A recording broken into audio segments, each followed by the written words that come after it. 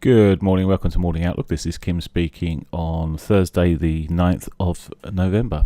So, actually, let's start off, I think I'll start off with the euro as ever.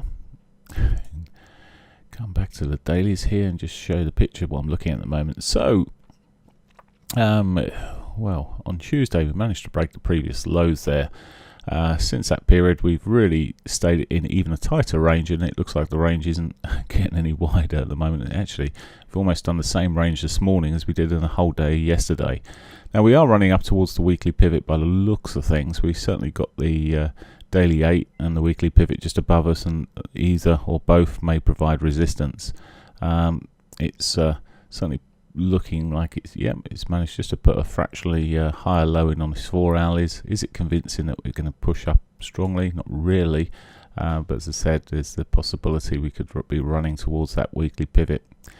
Now I've still got a hint of bearishness in terms of what I'm looking at here on this market.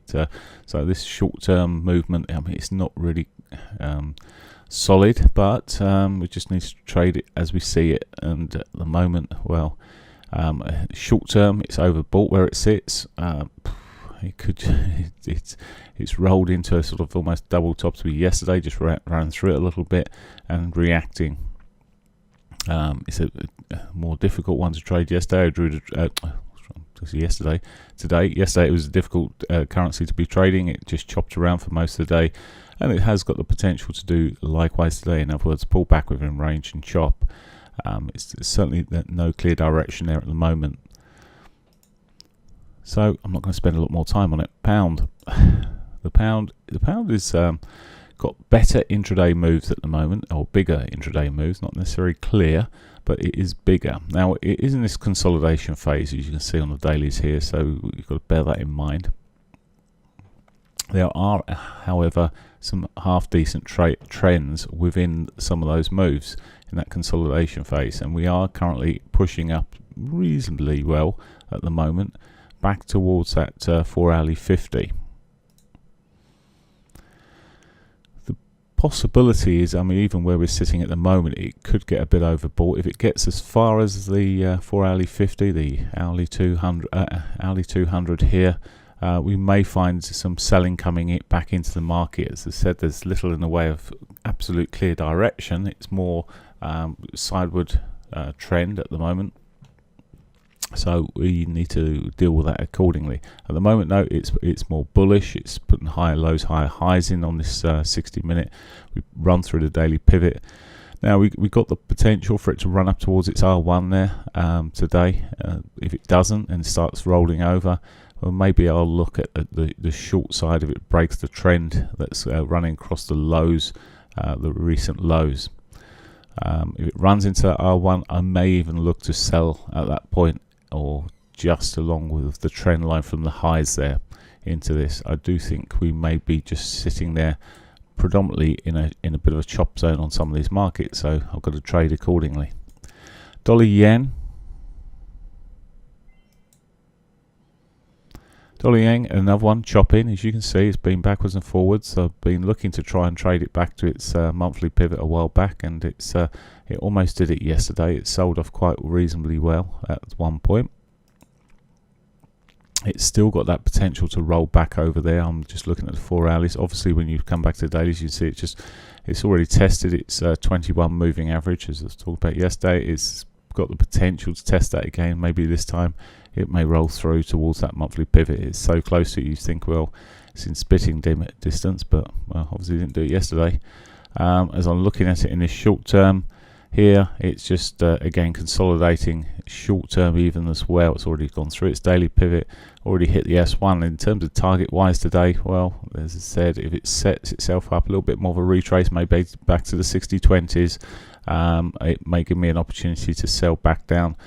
And I've got to say, towards the monthly pivot. It may not even do it today. It's again, the daily ranges are smaller, so we just got to trade accordingly. Okay, dollar yen. So Aussie dollar, the most bullish of all. Well, it was, and it is. Let's come out to the dailies there. It's still though very range bound, and I sort of talked about it on Monday or Tuesday how similar looking it is towards as the euro. In fact, the ranges are probably not that different. A bit more bullish this morning again. Overall, I had been looking for the downside on the Aussie as well when I looked at it at the beginning of the week. As it sits at the moment, it's chopping along. It had that head and shoulders, or it has still got the head and shoulders pattern. Hasn't quite broken that upper shoulder there off the right hand side there. Why am I concerned about that? Well, this pattern generally gives a decent trade on the break. Now we haven't really, it sort of clicked down there earlier in the week there. Hasn't got back down there, and it's got the potential as it sits at the moment. There's a trend across the top here, which is trend line is running pretty close to. Maybe it will push back up towards the monthly pivot again at that stage. But when you look at it in the shorter time frames again, well, actually, as I say, it has moved better than some of the markets here. Had a reasonable trend in the same direction there, and then chops, and it's in a bit of a choppy shape at the moment. So as with yesterday, I'd have to apply a bit of patience maybe to these markets. Finally, Canadian dollar.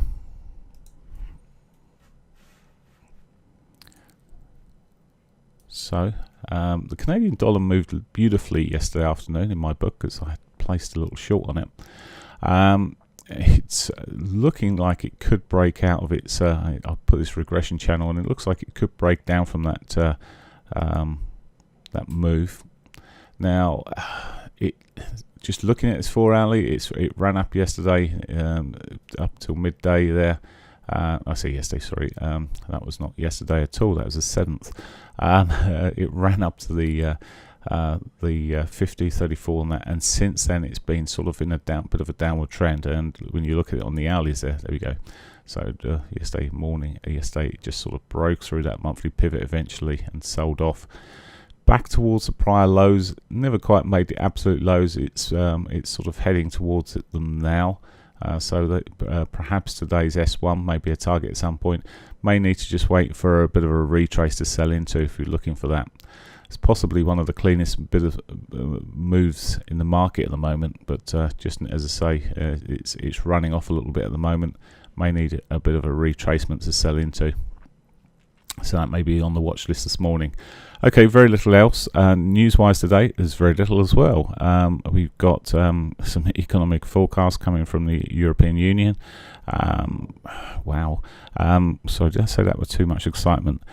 And very little else. The usual weekly unemployment claims come 2:30. 2:30, that's late. That's it. So normally 1:30, so don't know what they've got them down for 2:34, but we'll see anyway. Right, that's it. Have a great day. Bye for now.